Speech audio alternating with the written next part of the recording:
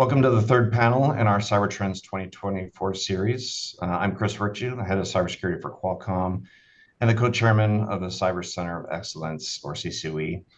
CCOE is a San Diego-based nonprofit that mobilizes businesses, academia, and government to grow the regional economy and create a more secure digital community for all. Cybersecurity is everybody's business. According to a recent FBI report, they're seeing a steady increase in cyber crime complaints across all industries over the last 5 years, totaling a staggering $37 billion in losses. The global cost of data breach, according to recent IBM data breach reports, has climbed to nearly $4.9 million. More than half of these attacks are aimed at small and medium-sized businesses, which makes up San Diego's regional economic engine. Once you pair that with the global shortage of cyber professionals to thwart these attacks, we're talking about a very serious issue that is facing all of industry. 470,000 openings in the US and over 5,700 job openings in San Diego is just a portion of the numbers that we're looking at as we address these risks. The good news is San Diego is leading the charge with more than 1,000 cyber firms and the Navy's Information Warfare Systems Command. The cluster accounts for more than 26,000 jobs and has a total economic impact of $4 billion annually, equal to hosting 24 Comic-Cons. This collaborative ecosystem is developing new technologies, defenses, and cyber warriors to combat the ever-evolving threat landscape. Let's tap into this robust expertise with our STEAM panel today, talk about current cyber trends and the local resources we have here in San Diego. It's my pleasure to welcome to our panel Brendan Daly, the Chief Information Security Officer for the City of San Diego, Blair Canavan, the Director of Business Development for Thales, and Teresa Macklin, the Director of Cybersecurity, their MS program at the Cal State University of San Marcos. So Teresa, do you want to go ahead and introduce yourself and talk a little bit about your role?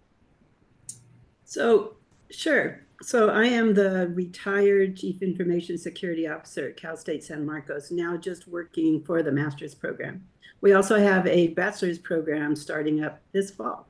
So our university is heavily involved with trying to increase the number of cybersecurity graduates in our region.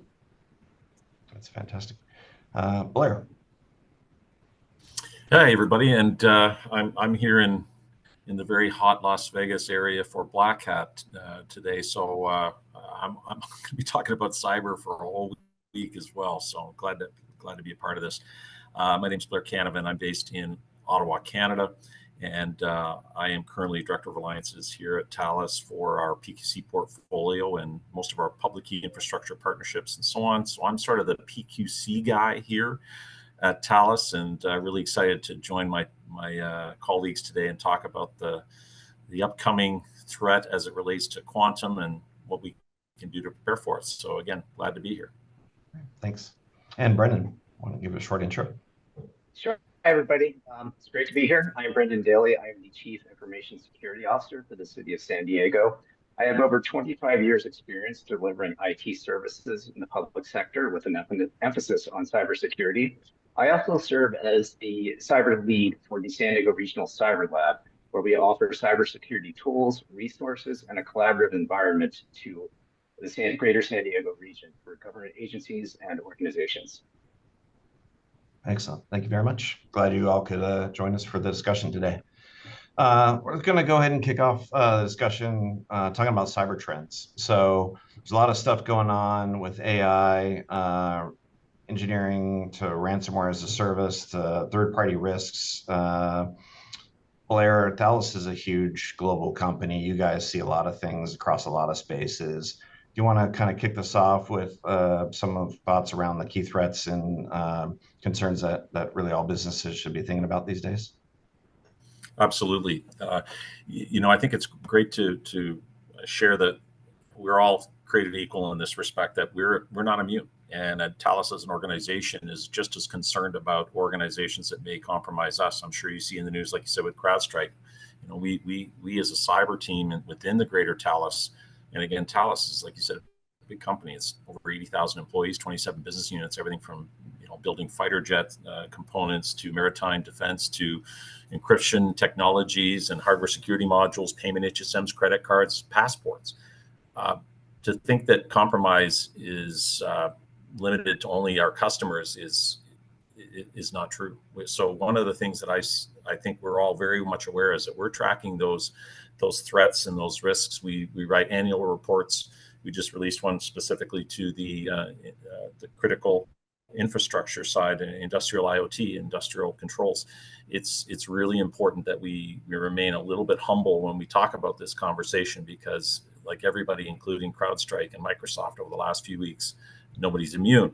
That being said, we look at the trends towards artificial intelligence, post-quantum cryptography, and post-quantum computing, and also those two elements combined, having two sides to that coin. One being the wonderful advantages that we're all going to be taking to heart with regards to clinical research and all the wonderful work within, as I said, our colleagues this morning within university institutions, the research that we're doing with regards to AI, generative AI, as well as the threats related to quantum computing. The happy quantum is great. We're all very excited about what quantum computers are going to be doing versus conventional computing.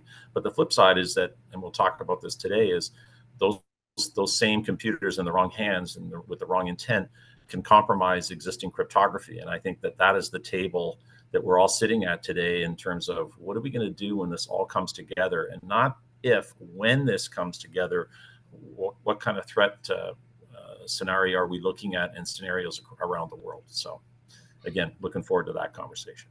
Yeah, you mentioned post-quantum crypto. I don't know if all the listeners of the program may be familiar with that term or what exactly it means. Can you give like a quick 30-second overview? Absolutely.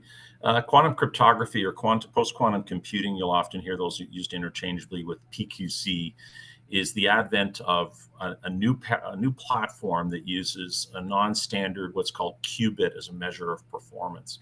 You'll hear qubits, you'll hear how many qubits, and where are we at in terms of the number of qubits for those platforms. Think of this as a monumental paradigm shift in computing, that it no longer requires simple zeros and ones, which are two independent states. In a quantum environment, a 0 and 1 can happen at the same time, which means that you don't have exponential performance improvements.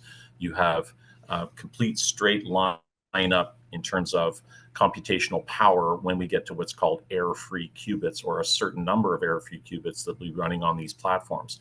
What those will do is unfortunately they can run something as simple as an algorithm that can render current cryptography algorithms on the asymmetric public key infrastructure side completely obsolete, and actually break those in a matter of minutes, if not hours.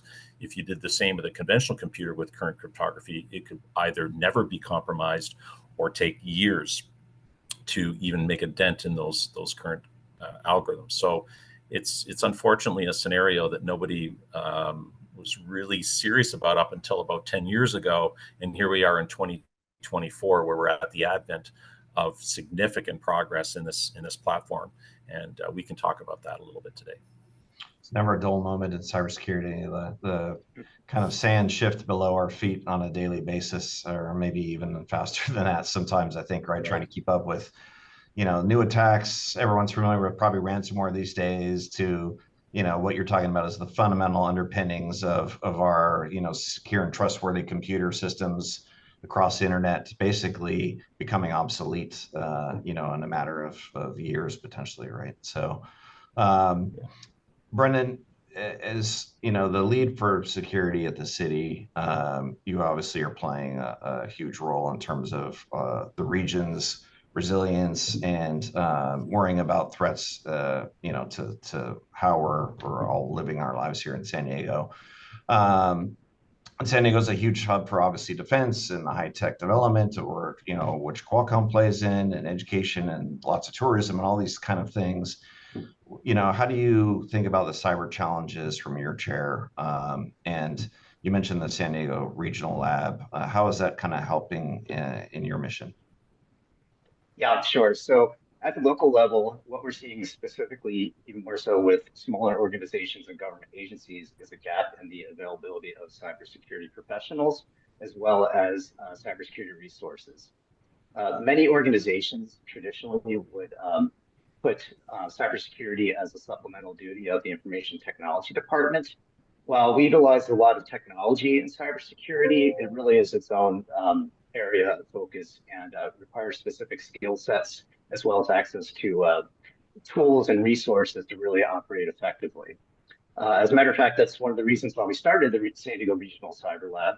In our observations and working with our partners across the region, we observed that there were gaps in resources and availability of staffing dedicated to cybersecurity in a lot of those smaller agencies and organizations. So in order to quantify what we were observing, we actually did some polling. And we did a poll with mostly small regional local government agencies and found that 84% of them had one or less employees dedicated to cybersecurity. Additionally, 9% reported they had resource constraints with cybersecurity tools and response capabilities. So utilizing this information, we organized the San Diego Regional Cyber Lab.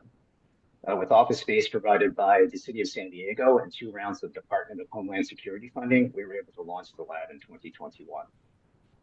The mission of the San Diego Regional Cyber Lab is really to provide coordinated cybersecurity awareness with collaborative access to tools, resources, intelligence sharing, and a network of trained cybersecurity professionals that could be accessed as a resource for the entire region. So through the lab, we've been able to offer a variety of resources, including an intelligence sharing platform, licenses for cybersecurity training, tools with licensing, both physical and virtual cyber ranges, where teams can come in and they can do exercises, or they can see how ransomware scenarios will play out, or test out different vulnerabilities and see how they're exploited, all in a secure, safe, sandbox environment. So we're really pleased with the progress we've made with our partners in the region and offering these resources to the region, and we are excited to continue to grow. That's awesome. Thanks. Teresa, is, we're sitting here talking, we've got new attacks being generated probably by the minute. Someone somewhere in the world's coming up with some novel attack that's coming after all of us.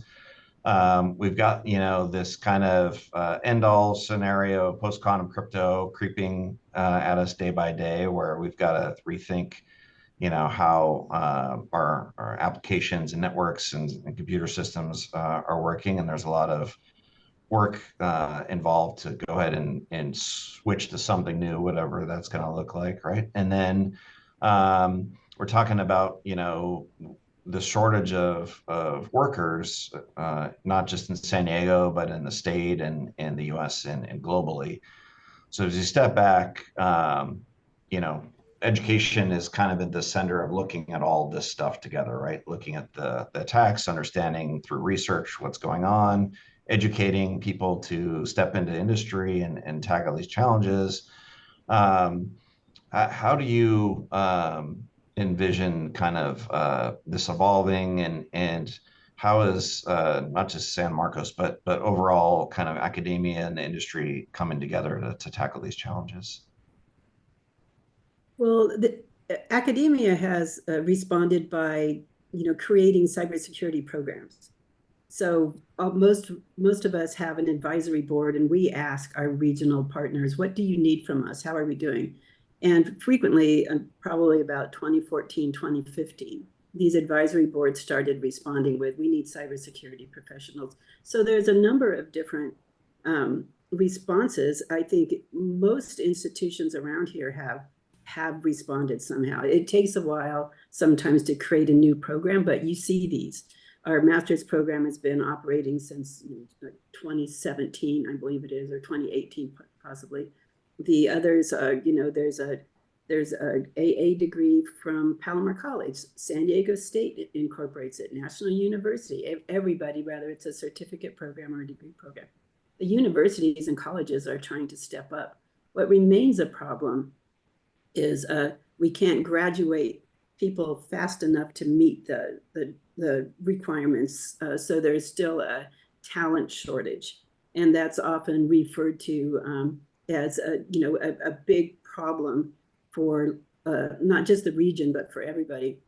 But one aspect of that's something that we're struggling with, and that I would be asking your listeners to help with, is that although Yes, there's a significant shortage of cybersecurity professionals. There's a recognized problem getting recent grads into entry-level jobs. So we can graduate them, but now they need to be hired. And I totally get that cybersecurity positions are typically not entry level. I understand that. We all understand it. But what we need is a partnering with local industry to help our students get the experience that they need in order for you to want to hire them. And there's a number of approaches. One is, partnering with your academic institutions to offer your internships, or if not that, some other similar experience for them. Another is to recognize that this is a problem and work with the hiring managers to create positions that they'll feel comfortable putting an entry-level person in. So that way they can gain that experience. And this is something that academic institutions can't do alone. We can only do it in partnership with you guys. Yeah, it's a tough challenge, right? Because you've got these eager students, you've got this shortage across the industry, and it seems like it should be an easy problem to solve. It's like, hey, we're graduating willing participants. You have this need. Let's put the two together and make some differences here. But as you mentioned, this kind of perceived experience gap is really kind of a pinch point for the entire ecosystem, right? Well, and that's one of the reasons we created the San Diego Cyber Clinic. Do you want to touch on what the clinic is real quick? Sure. So San Diego State, National University, Cal State San Marcos, along with the Cyber Center of Excellence, got together and said, let's create a regional clinic. So this is a regional clinic where all of us have, capstones or internships or other similar programs to get students experience in the workplace. But that involved us, pulling in, partners to do this. We didn't coordinate it. You never knew, but now we're coordinating it. It's just starting. And we're going to be able to serve a lot more organizations in the region by making sort of a standard method for them to, get help from our cybersecurity graduating students. And this is going to be run through Cyber Center of Excellence. So instead of trying to figure out who to contact at different universities and us trying to figure out who are you, how can we contact you, they're going to coordinate all that. And in that way, we can help get students that workplace experience. We can serve our community service mission. We're all here to improve the region. And importantly, we can get students some workplace experience that will help them go out and succeed in the workplace. Yeah, and it's good. Oh, sorry, go ahead, Brendan. I was just going to jump in, Teresa. The capstone idea is a great one, and we've been talking with CCOE about that. We can match up with partner agencies and organizations that we serve through the Cyber Lab, offering capstone courses where students could come and do a vulnerability assessment or security assessment of the environment, or there's a variety of options there. I think that's a great pathway to provide experience to students and also services to the greater region. Yeah, and having the regional cybersecurity lab there is great. It's a safe space for students to do some of these things where you don't want them to do that in your workplace necessarily. No. So this is terrific. No, you don't. Yeah. Yeah, as you mentioned kind of at the beginning here, a lot of businesses in San Diego are either small and medium businesses, right? So they don't have the funding or staff to have a dedicated cybersecurity team. Many may not even have dedicated IT staff members. So those clinics are a really good way to help them kind of bring in some expertise, give them some footing, point them in the right direction while giving the students, like I said, a good kind of leg up in the experience realm. It's kind of a win-win for both sides, right? Can I add one thing? Also what I've found over the years is that our public serving nonprofits, they have a hard time fundraising in order to get money to pay cybersecurity professionals, right? So if their purpose is, serving this particular mission, it's hard for them to fundraise and you spend that money on something else. So we are always very pleased to be able to serve our nonprofits. So I just wanted to put that plug there in case there's any nonprofits listening. You people are one of the reasons these types of community clinics exist. Absolutely. Thanks for that. You know, since we're talking about shortage of resources, we'd be remiss not to bring in the AI topic and talk about, you know, how that will help or not. But, you know, Blair is you know, we're talking about all of these attacks and you know, the overwhelming number of companies and frankly people have been the victim of a data breach over the past few years. You know, there's this concept that attackers are just going to get even more sophisticated as they leverage AI kind of against us. But do you have any thoughts on like how we can flip that around and how AI can be helpful to folks in this, either trying to wrap their heads around the security problem, and how does it work together with kind of the people, process, technology angles?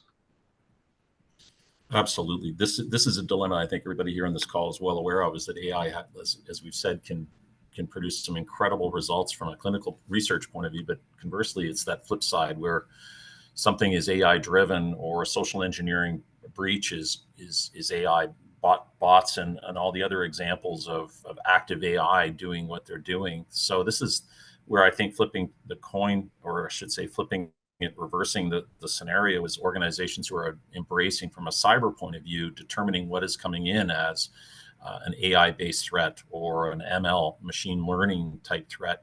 I think there's some terrific work going on, despite what CrowdStrike went through. Not to throw them under the bus, their platform and many others to continue to drive some really incredible research and development alongside the major organizations around the world, inclusive of Microsoft and all the others that were affected. I think what we're finding is that we're embracing AI for tool sets to combat that. So in other words, determining from a threat risk point of view, what's coming in that can be isolated, can be sandboxed or honeypotted and isolated, so that we are, as an organization, understand what's coming in as a nefarious threat from a nation state, or if it's just being, like you said, AI driven. I think there's a lot of fantastic work going on, back to the collegiate and the university and you know, second tiers of academia, that I'm a product of University of Waterloo, and I want to shout out to their co-op program. I wouldn't be in this business for the last 35 years had it not been that I had that experience as a student working with organizations. And like I said, started Symantec Canada out of my apartment.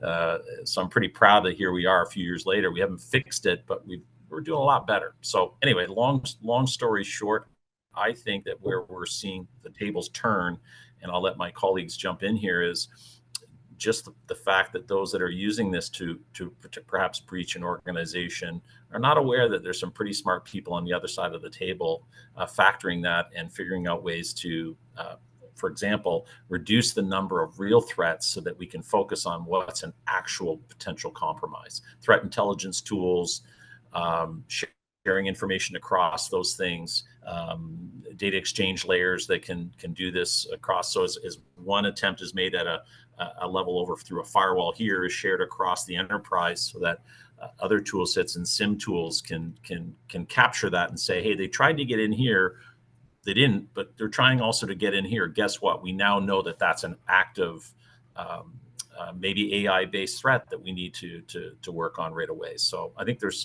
I'll leave this to my colleagues to give their thoughts on that as well. Yeah.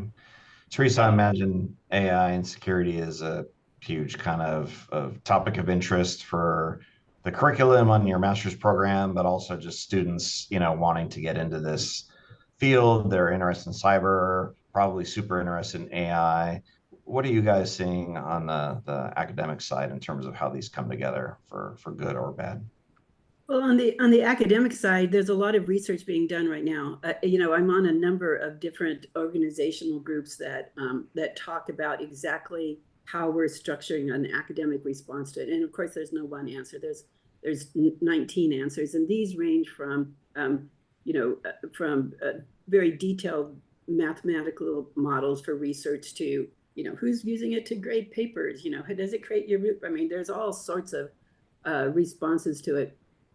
But there are probably very few programs that aren't starting to incorporate, well, if they have started to incorporate AI into their curriculum, even if it's just, we're going to take this class and we're going to look at how, AI is used in the incident investigation, how AI is used to in governance or security program development. So you're seeing it everywhere, similar to any new technology, the calculator. You see it in a number of different places just being incorporated.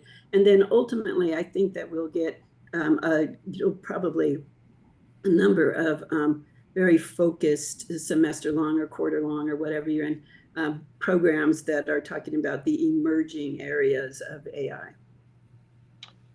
Brendan, again, there's lots of business owners that'll be listening and watching us talk about this subject here. And they're probably wondering, this is all great. It's scary on one hand, but I don't have a master's in cyber security or data science.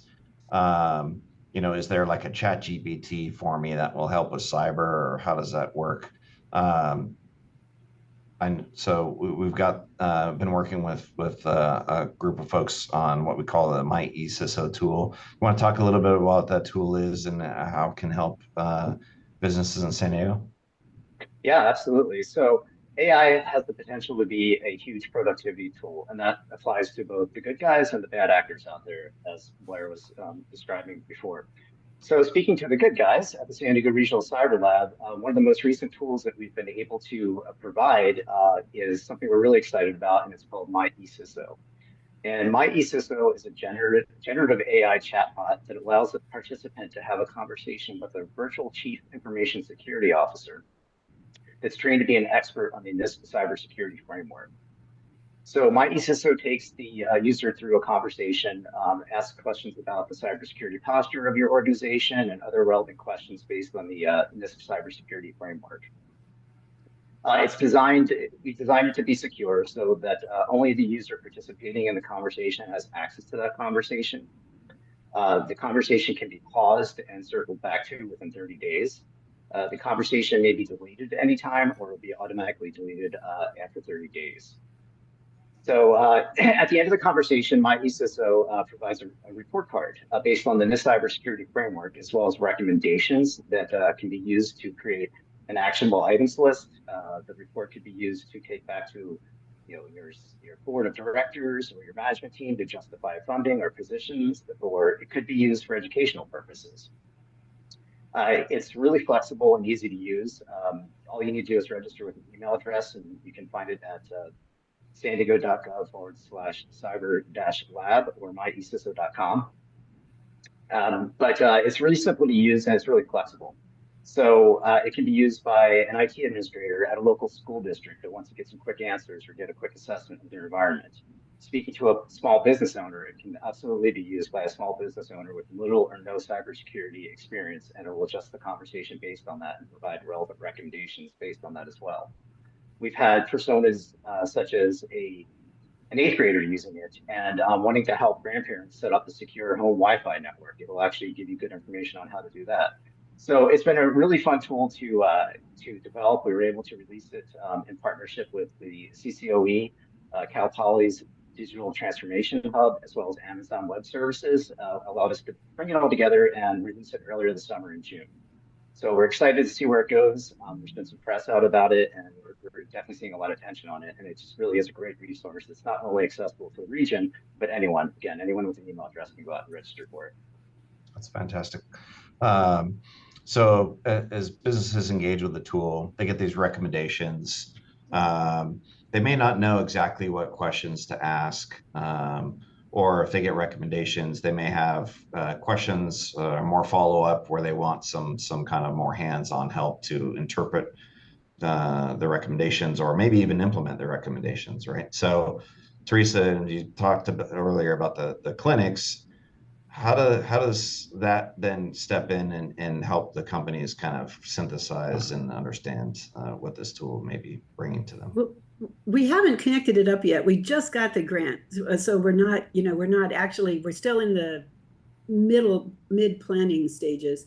What we have so far is sort of a menu of the type of projects: a security program, a risk analysis, a penetration test, it's a threat analysis, et cetera, et cetera.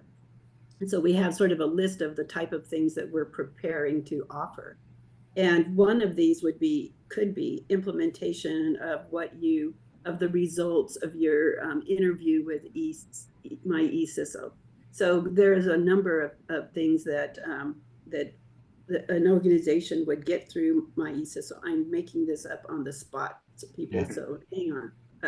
I would get through that interview, would get a list of recommendations, and then in theory, if they're interested in implementing those, feed those to our clinic, and we'd make a project out of it. So you'd get a team of students from some San Diego State or from National or Cal State San Marcos, and a timeline, a statement of work, and so forth. And then we would do that work. It might take more than one semester, more than one capstone project to get all the work done, but that certainly would be a great way to identify what an organization actually wants to achieve.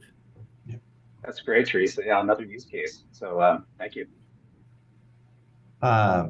One of the kind of core tenets of the NIST cybersecurity framework is really kind of on the earlier stages of building out a cybersecurity program.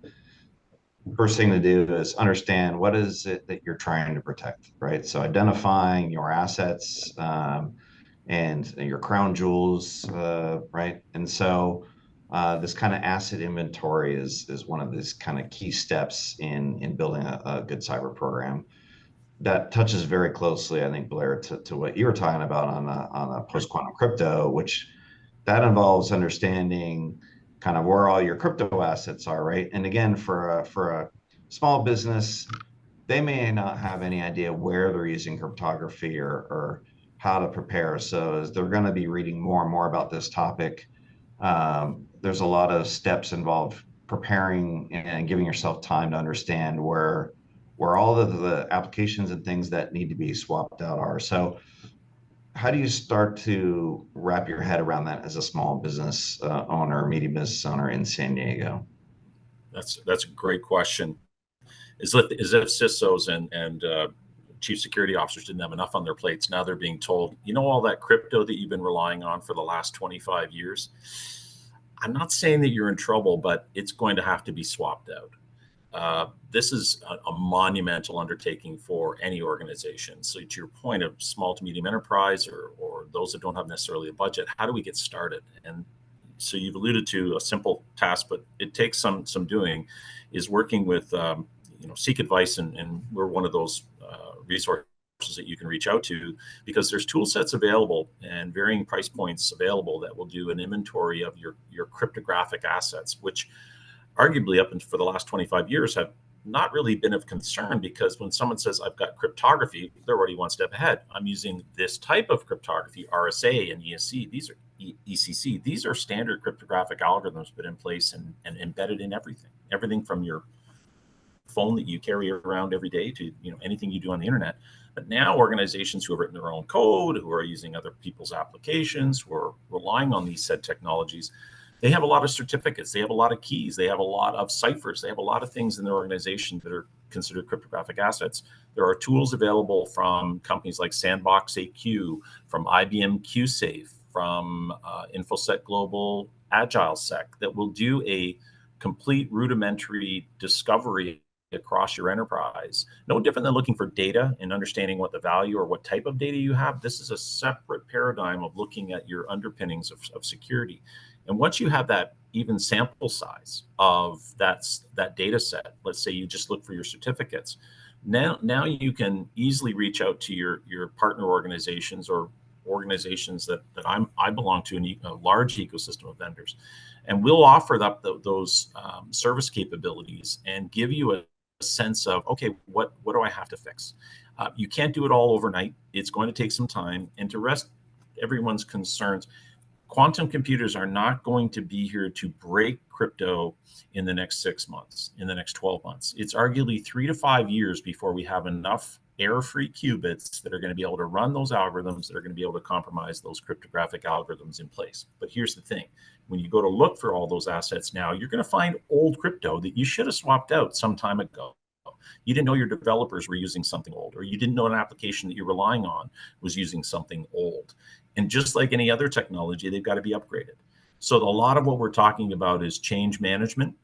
And this is where academia is helping. This is where organizations like Thales are helping, is getting organizations in the mindset that you've got to make sure your crypto hygiene or your crypto health is something that you put on your list of to-dos. And you can get started relatively quickly, and you can get started with organizations relatively cost effectively. It's not going to be $1 million and we can't talk to you. It's nothing like that. There are organizations that provide those services and subsets of those services today, and we can certainly put organizations in touch with who those might be.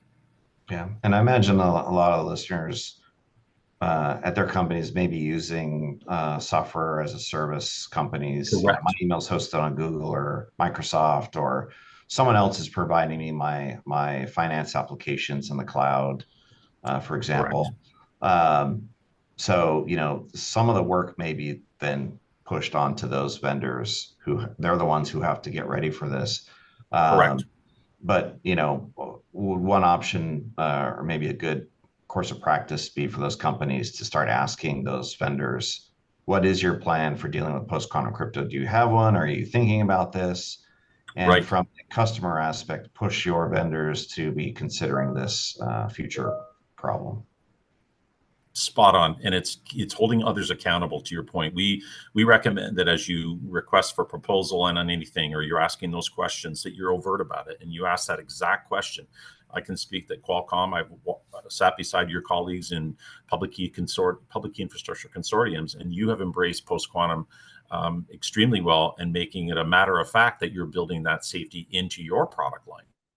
Same as with Thales. We have to practice what we preach. So you're right. The large organizations, the Microsofts, the Googles, the Dells, the world relies on these technologies. They are all taking active, Cisco is another great example. They're all taking active post-quantum crypto implementation and development schedules into play, and making sure that they are not left as the last ones in. So in some respects, you might even see it used as a competitive tactic to say, we're doing something, here's what we're doing.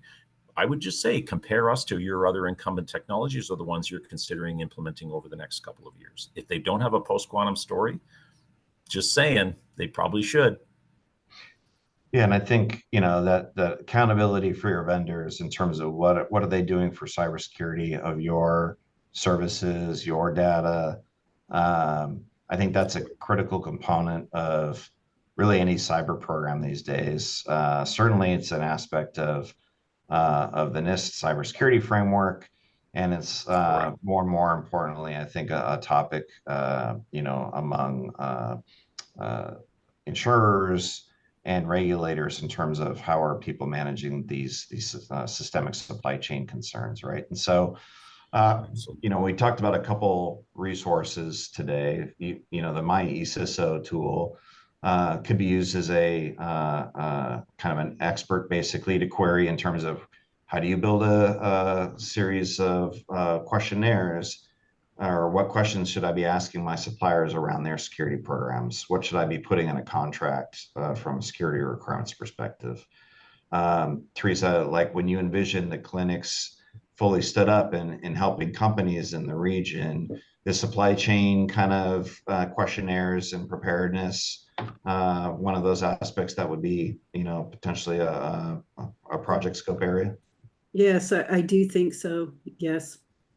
It's more difficult because gathering all the information you would need to do that in a short period of time, you know, that's going to be difficult because, you know, the students only have a semester that they're doing this, and sometimes it gets you know, there's a long delay getting a response from vendors. But definitely the risk is there, and companies need to incorporate that into their risk posture. Yeah. And I think a kind of a good foundation again is do you understand who all of your vendors are and what their importance to you and your business is? Are they hosting sensitive data for you that can get you into hot water with your customers if they were to lose it? Is that service critical to your business or can have an impact? So you think of the CrowdStrike outage, for example. We found out very quickly how systemic that piece of software was across many, many industries, especially if you happen to be in an airport on the day that happened. And so just getting started, again, it comes back to, do you understand your assets, your inventories, and your services? And so hopefully all of the tools that we're pulling together in the region can help people kind of think through some of these steps and maybe even get some support as they build kind of programs and structures to eventually kind of take some of this on and operationalize it within their companies. So I think we're just kind of running up on time here, but if we go around real fast, maybe, and to summarize your thoughts in terms of for our listeners who are in basically their particular kind of fields, maybe not cyber experts, what's your one or two pieces of advice that you would give them in terms of what should they go home tonight and start thinking about and or doing as they try and get better from a cybersecurity perspective in their either their lives or their business? Brendan, we'll start with you. Yeah, I think you said it at the top, right? Cybersecurity is everyone's business, and that's very true. So not only your leadership within your organization, but all of your employees really should be cybersecurity aware. So if you don't already have one, you should have a cybersecurity awareness training. There's a program in place. There's a lot of resources for it that are available out there. A lot of guides on how to go about doing that. And just be knowledgeable of the resources that are available to you. Again, we offer a lot of this through the San Diego Regional Cyber Lab. So if you're a small business or a small government agency or a large one, really check it out. You might find out something you don't already know about, and then check out the eCISO tool. You could get familiar with in this cybersecurity framework if you don't even know what that is. It basically will give you a primer on it and walk you through the process of evaluating your organization from that lens. And just tap into the resources that are available to you. There are many out there, and I think we as a community can do a even better job of promoting those resources. Excellent. Blair, how about you? Spot on. Wholly agree with Brendan's. Awareness training, and we're no different. We all go through this even as a cyber division within our own organization. That's critical that everybody understand that there's people, process, and technology involved. And guess what? People are the most prominent compromise point and continue to be as it relates to ransomware and AI and all the other good things that we hear about. So I absolutely concur that awareness training starts at home. And that might even be something as unsophisticated as just having a meeting and starting that conversation. That kind of leads into seek advice. There's lots of free resources. There's lots of places and spaces that you can go virtually that you can grab a lot of this information. Dare I say, even run a ChatGPT request and say, what are the first 10 things that I need to do in order for me to start the following? And you would be really surprised how quickly you get a refined answer. Again, don't quote me as being that's the end all be all. There's going to be some confirmation bias the way you ask the question, but I think that's important that people take advantage of the good side of AI and leverage that to combat those concerns. And then I would also a big shout out to the academias, hire more interns, hire co-op students. I wouldn't be here without that co-op program from the University of Waterloo, and it continues to be something that I'm very proud of, that organizations that look at the next generation, you'd be surprised how smart those kids are coming out of, or just about to come out of university institutions. They make us all look a little silly sometimes, and I'm really, really pro getting those students into organizations, immersing them in this, and don't be surprised that they're your best and your first hires when they come out of school. I think, Teresa, you might have just stole your thunder, but what's your last piece of advice for our listeners here? I don't even know how I can, add to those two answers. Both of them were so great. So let me take it a different direction. So I guess advice to people in general, when you said asset inventory, I think back to, quizzes I used to give in my intro to cybersecurity class. what's the first thing you do when you get a new job? You're the new information, you get an asset inventory. First thing you do, you have to understand what you have to protect. And this is true whether you're in a business or whether you're at home, or, whatever. What is it that you have? And then I would also say, spend the time to understand it a little bit. You can't make good decisions about stuff you don't understand. So I guess having endorsed the things that the other people said here, Brendan and Blair did a great job. I can't beat that. I would say spend some time to look at what you have and try to understand it so you can make those good decisions. Yeah. And also hire our students. Yeah. Well Hire said. them all. I'll just add my 2 cents. Again, I agree with all 3 of your ideas. I would say, if you're a business owner, if you don't have the time and energy to focus on cybersecurity yourself, make sure someone in your company is assigned that role to be thinking about it. It may not be a full-time CISO or even an IT manager, director, or CIO, but as long as somebody has an accountability to be thinking about it, that they're the ones who can engage those free resources, talk to your vendors. It's important that somebody has it on their list of things to do. Obviously, the bigger the company, that becomes a full-time job and eventually the leader of an organization potentially. But I think it's critical to make sure somebody somewhere in the organization is thinking about these issues. And then one last piece of very tactical advice, I would say, since I think Brendan, you might have mentioned, or Blair, one of the leading ways that compromises are happening today is through the hijacking of people's legitimate accounts, either through stealing their passwords or buying, stolen passwords through one of these data breaches.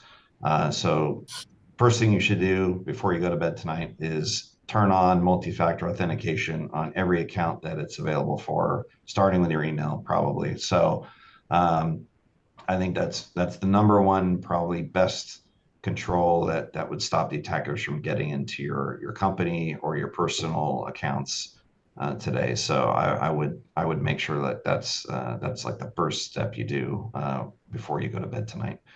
Well, thanks everybody for great discussion. Brendan, Blair, Teresa, I really appreciate your thoughts on all these topics, and hopefully this was helpful to everybody. I do want to invite all of the businesses that are listening and job seekers to visit the CCOE's website. It's at www.sdccoe.org. We have lots of information and links to free resources on our website there. And thanks for everyone for joining us, and stay tuned for the San Diego Business Journal's next Cyber Trends panel in November. Take care. Thank you. Thanks, Thank everyone. you.